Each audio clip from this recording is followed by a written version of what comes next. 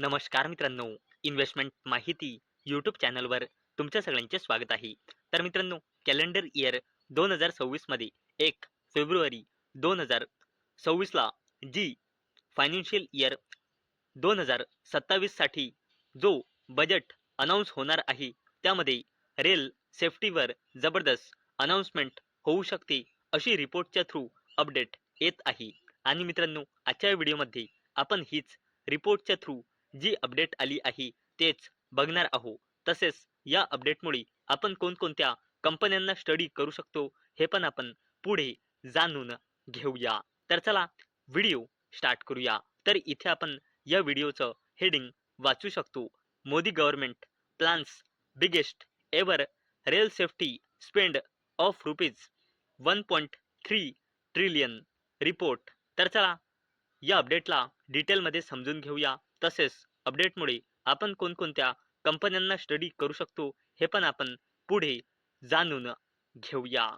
तर मित्रांनो, calendar year 2026 मध्ये जो फायनान्शियल इयर 2027 साठी बजेट येणार आहे 1 फेब्रुवारी 2026 ला, त्यामध्ये रेल सेफ्टी आणि ॲक्सिडेंट प्रिव्हेंटेशनसाठी रे रेल सेफ्टीवर लार्जेस्ट अलोकेशन गव्हर्नमेंट अलोकेशन देऊ शकते, अशी रिपोर्टच्या थ्रू अपडेट येत आहे.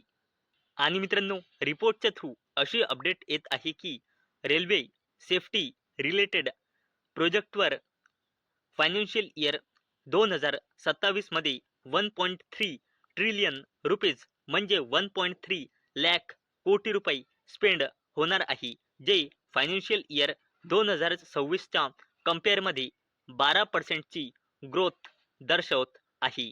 आणि हा लार्जेस्ट एव्हर अलोकेशन आहे सेक्टरसाठी.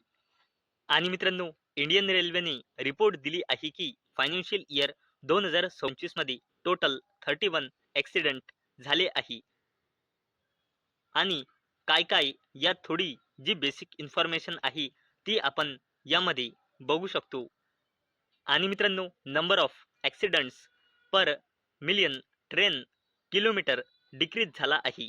फायनान्शियल इयर 15 मध्ये होता 0.11%, जो घसरून फायनान्शियल इयर 2024 मध्ये आहे 0.03%. म्हणजे इथे आपल्याला 73% चा जबरदस्त इम्प्रूव्हमेंट दिसत आहे.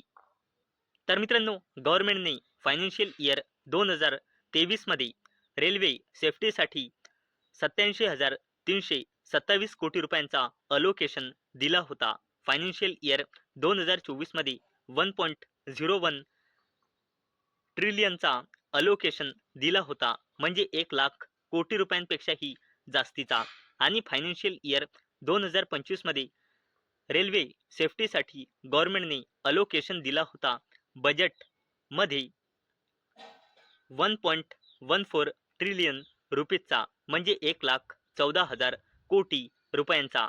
आणि फायनान्शियल इयर 2026 साठी गव्हर्नमेंटने रेल्वे सेफ्टीसाठी बजेट म्हणजे अलोकेशन दिला होता 1.16 ट्रिलियन रुपीजचा, म्हणजे 1,16,000 कोटी रुपयांचा. आणि मित्रांनो, अशी रिपोर्टच्या थ्रू अपडेट येत आहे की आता जो नेक्स्ट बजेट होणार आहे, जो होईल 1 फेब्रुवारी 2026 ला, त्यासाठी म्हणजे फायनान्शियल इयर 2027 साठी गव्हर्नमेंट रेल्वे सेफ्टीसाठी 1.3 ट्रिलियन रुपीज म्हणजे 1,30,000 कोटी रुपयांचा अलोकेशन देऊ शकते, अशी रिपोर्टच्या थ्रू अपडेट येत आहे. आणि मित्रांनो, रिपोर्टच्या थ्रू अशी अपडेट येत आहे की जो फायनान्शियल इयर 2027 साठी जो टोटल रेल्वे कॅपिटल स्पेंडिंग राहील, त्यातला जवळपास हाफ फक्त सेफ्टी रिलेटेड प्रोजेक्टसाठी राहील, म्हणजे रेल्वे सेफ्टी रिलेटेड प्रोजेक्टसाठी राहील. आणि मित्रांनो, अशी अपेक्षा आहे की ओव्हरऑल कॅपिटल एक्सपेंडिचर रेल्वे प्रोजेक्टसाठी राहू शकतो फायनान्शियल इयर 2027 मध्ये 2.76 ट्रिलियन रुपीज म्हणजे 2,76,000 कोटी रुपयांचा. तर चला मित्रांनो, आतापर्यंत आपण बघितले की बजेट फायनान्शियल इयर 2027 करिता रेल सेफ्टीसाठी गव्हर्नमेंट रेकॉर्ड ब्रेकिंग 1.3 लॅख कोटी रुपयांचं अलोकेशन देऊ शकते. फायनान्शियल इयर 2027 करिता जो बजेट होईल 1 फेब्रुवारी 2026 ला, यामध्ये हे अनाउन्समेंट होऊ शकते अशी रिपोर्टच्या थ्रू अपडेट येत आहे. आणि मित्रांनो, चला आता आपण बघूया की या रेल सेफ्टी अपडेटमुळे आपण कोणकोणत्या कंपन्यांना स्टडी करू शकतो. आणि मी आधीच क्लिअर करून देत आहे, हा व्हिडिओ मी फक्त आणि फक्त स्टडी पर्पजसाठी बनवत आहो. माझ्याकडून काहीही रेकमेंडेशन नाही की तुम्ही कोणत्या स्टॉक्सना बाय करा, सेल करा किंवा होल्ड करा. तर मित्रांनो, या अपडेटमुळे आपण HBL इंजिनिअरिंग लिमिटेड या कंपनीला स्टडी करू शकतो. आणि अवेलेबल डेटानुसार कंपनीमध्ये प्रमोटर्सची होल्डिंग आहे 59.11%, पब्लिकची होल्डिंग आहे 33.13%, FISची होल्डिंग आहे 7.1% आणि DISची होल्डिंग आहे 0.64%. आणि कंपनीमध्ये प्रमोटर प्लेजिंग पर्सेंटेज आहे 0%. तसेच मित्रांनो, या अपडेटमुळे आपण कर्नेक्स मायक्रो सिस्टम्स लिमिटेड या कंपनीला देखील स्टडी करू शकतो.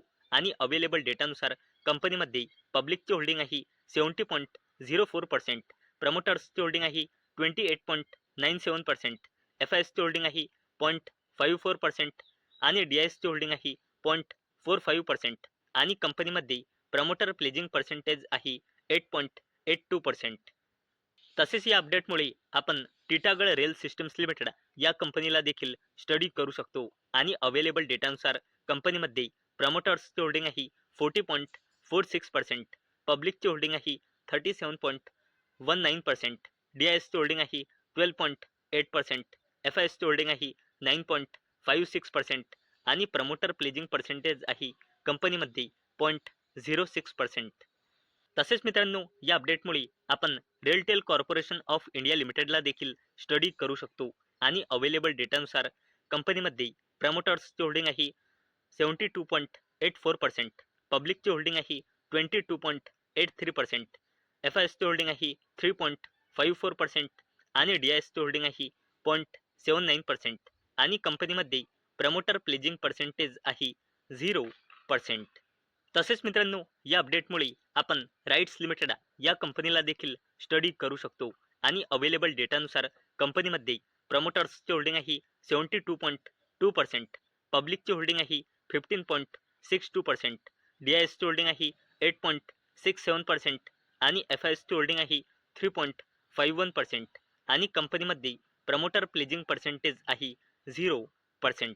तर मित्रांनो, आजच्या व्हिडिओमध्ये आपण बघितले की बजेट 2026 जो फायनान्शियल इयर 2027 करिता होणार आहे, त्यामध्ये रेल्वे सेफ्टीला घेऊन मोठा अनाउन्समेंट होऊ शकते अशी अपडेट रिपोर्टच्या थ्रू आलेली आहे.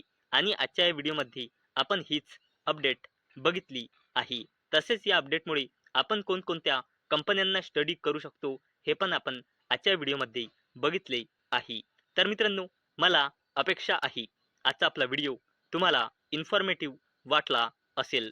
तर मित्रांनो, जर तुम्हाला हा व्हिडिओ इन्फॉर्मेटिव्ह वाटला असेल तर या व्हिडिओला लाईक करा आणि चॅनलला सबस्क्राईब करा. आणि मित्रांनो, आजचा आपला व्हिडिओ फक्त आणि फक्त एज्युकेशन पर्पजसाठी बनवलेला आहे. माझ्याकडून काहीही रेकमेंडेशन नाही की तुम्ही या स्टॉक्सना बाय करा, सेल करा किंवा होल्ड करा. तर चला भेटूया नेक्स्ट व्हिडिओमध्ये. तोपर्यंत टाटा, बाय बाय.